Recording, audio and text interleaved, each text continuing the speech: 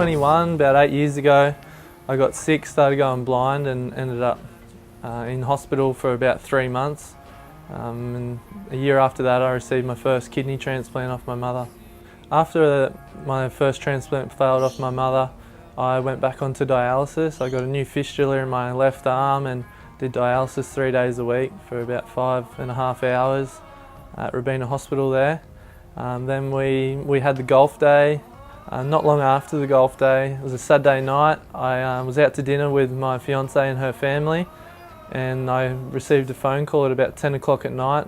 It was something I definitely didn't expect. I didn't feel like I was going to receive another transplant anytime soon, and it was my nephrologist telling me that if I wanted a kidney I had to get to the hospital, Prince Alfred in Brisbane, ASAP, and it was a pretty crazy experience. The whole restaurant went ballistic when I came back in after the phone call, that everybody knew what was going on. And so Amy and I drove up to Brisbane that night, and the next morning I received a kidney transplant off an unknown donor.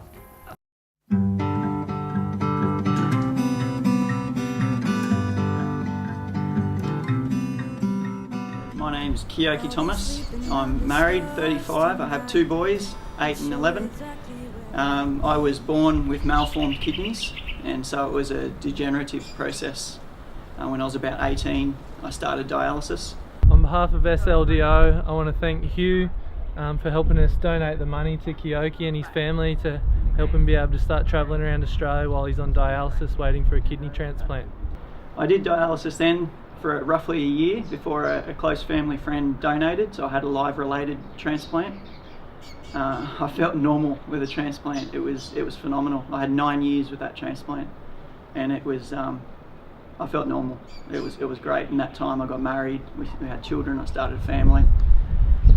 2011 that kidney failed and I had to go back on dialysis, and it took a bit of getting my head around. It's not an easy thing to do, dialysis, but I was determined to do it the best I could so that I could make my family feel normal still. So I started doing that at home, which allowed me to work full time as well, so I was able to support my family still. But it's, with anything like that, anything medical, it takes its toll. And I got onto SLDO. I was looking at something online, and I came across SLDO and found out the work they do, and it was the first time I'd ever heard of anyone looking into that side of things, and it was really touching to know that someone was actually helping people going through this, because it's, to be fair, and especially when you're at home, I think you feel kind of isolated as far as, does anybody know what I'm doing, what's going on, and it can grate away at you. It's not a pleasant feeling, sort of feeling like you're a bit all alone. Yeah, a little something to a charity, which I know we're about, and not many charities can actually do that. Yeah, for sure. And this is perfect, exactly what I wanted. And yeah, It means a real lot. Look forward to. It really does. Really generous of you. Yeah. And your family, you know. Yeah. Seriously. No, I really appreciate it. Hey, it's going to be special. It's going to be nice.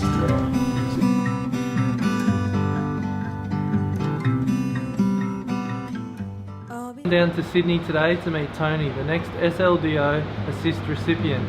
She's been in St Vincent's Hospital for the last 5 months and has recently received a heart transplant.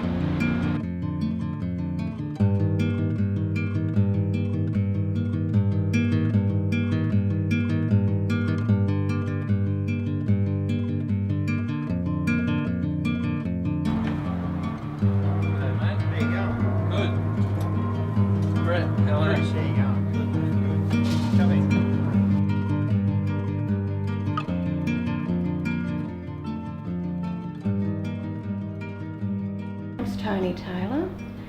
I was diagnosed with severe dilated cardiomyopathy 4.5 years ago, and I had an LVAD, which is a left ventricle assist device, implanted in my heart June 2016, And then 8.5 weeks ago, on the 8th of May, I received a new heart via transplant. I think this year I've probably only spent 5 weeks at home. Roughly, yeah. Roughly. The rest of it's been here at St Vincent's. I had a sternal infection when they put the LVAD in June last year, and I had a golden staph infection in my driveline, which I got earlier last year, and it had moved into the sternal wound. And I'm looking forward to going home to my family and living a normal life again that I haven't had for so long.